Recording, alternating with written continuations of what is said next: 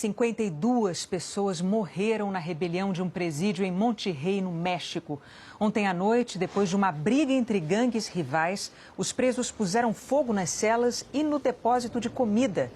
A exemplo do que acontece no Brasil, grupos de defesa dos direitos humanos já denunciaram a superlotação das prisões mexicanas, também dominadas por facções de traficantes de drogas.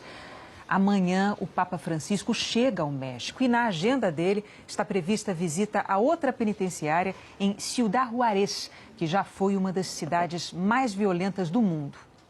Começou hoje na Alemanha o julgamento de 4 acusados de crimes de guerra cometidos há 7 décadas. Os acusados têm mais de 90 anos. São 3 homens e uma mulher. Reinhold Hanning é o primeiro a enfrentar os juízes.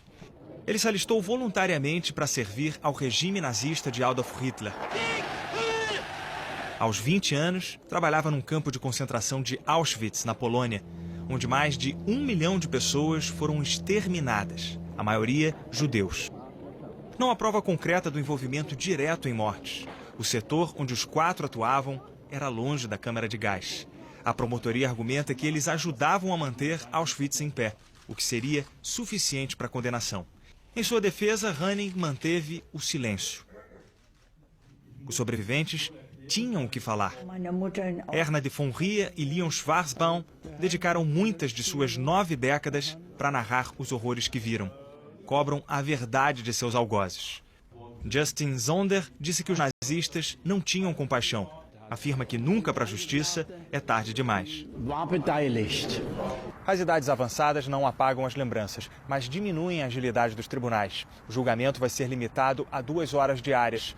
A saúde também pode impedir que vítimas e acusados recebam em vida a condenação, a absolvição ou o perdão. Em Brasília, o governo federal transferiu para o fim de março o anúncio dos cortes no orçamento. A equipe econômica vai esperar o resultado da arrecadação de impostos de janeiro e fevereiro antes de decidir o tamanho dos cortes. A meta de economia para pagar os juros da dívida é de 30 bilhões e meio de reais.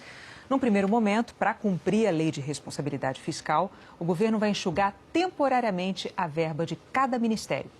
As preocupações com a saúde da economia mundial e com a situação dos bancos da Europa derrubou as bolsas de valores hoje.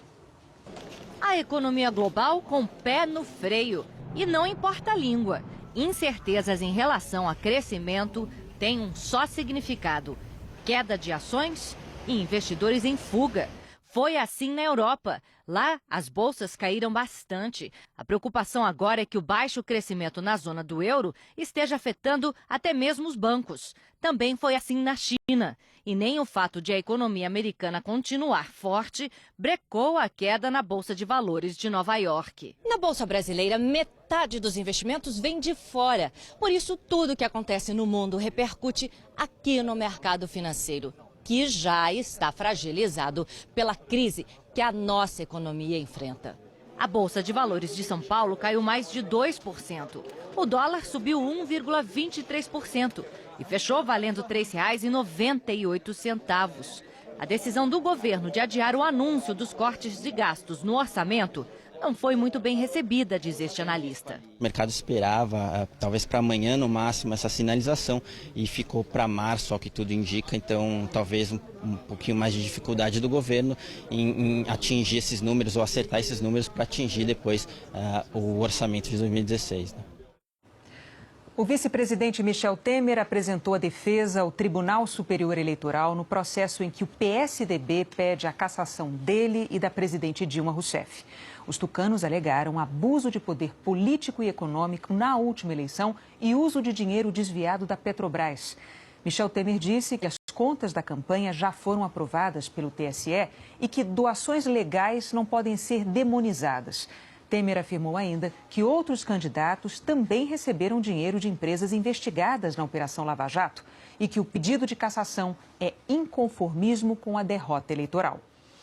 O presidente afastado do grupo Andrade Gutierrez, Otávio Marques de Azevedo, ficou menos de 24 horas na cadeia e foi liberado para voltar para a prisão domiciliar. Eu até me confundi agora há pouco antes de anunciar essa notícia. A decisão foi do juiz Marcelo Bretas, da Justiça Federal no Rio de Janeiro, o mesmo juiz que tinha mandado prendê-lo ontem.